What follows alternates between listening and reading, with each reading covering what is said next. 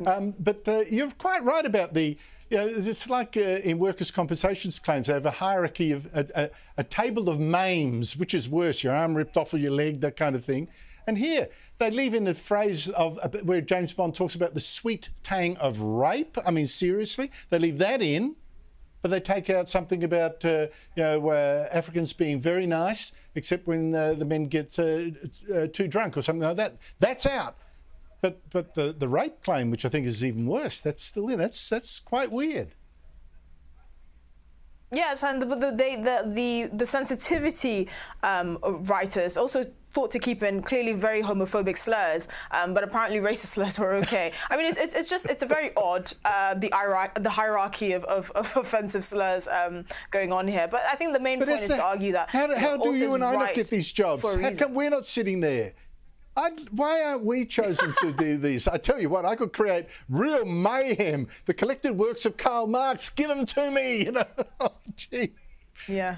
I mean, anyway. I suppose the bigger argument is why is there such a thing as a sensitivity reader? How do you become a sensitivity reader? I don't know. Do you have a meltdown in front of the publisher? You know, do they show you little cue cards of words, and if you melt, so that you get the job, and if you show tough exterior, you don't? I don't get it. But also, I wonder where this goes. How far this goes? These are books that have been written, certainly not in your lifetime, but almost in mine, the Roald Dahl ones. Casanova.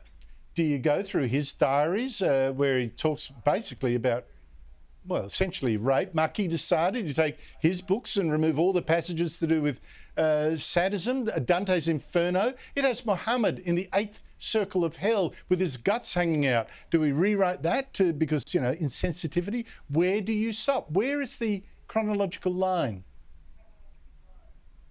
And that's the argument here. You know, the logical conclusion is you don't stop, you just keep going. And look, rewriting books to remove insensitive parts is nothing new. This has always happened. But the argument has always been to stand up for free speech and to defend the vision of the author. And this is something that we constantly have to struggle against. I mean, Salman Rushdie still has a fatwa against him for his book that he wrote in the late 1990s. He's still under police protection in the US. So, the argument is, why should anyone have the right to rewrite an author's book? Why should you have the right to rewrite the author's vision? And obviously you shouldn't. And if there are contentious bits in a book, that's a good thing, because that's a point of discussion. That's what makes these books come alive. But we're clearly in an era where there is clearly an economy for sensitivity readers, and only God knows what the job requirements are and how someone qualifies for that. But it's very disappointing.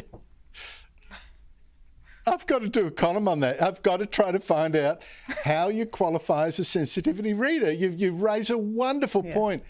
Esther Krakue, thank you so much indeed for your time. You left me something to ponder now. Thank you for that. Honestly, the whole thing's quite weird. You know, when they keep doing it, everyone in literature will eventually be talking like 21st century man, the woke version. Really? That's a horrible thought.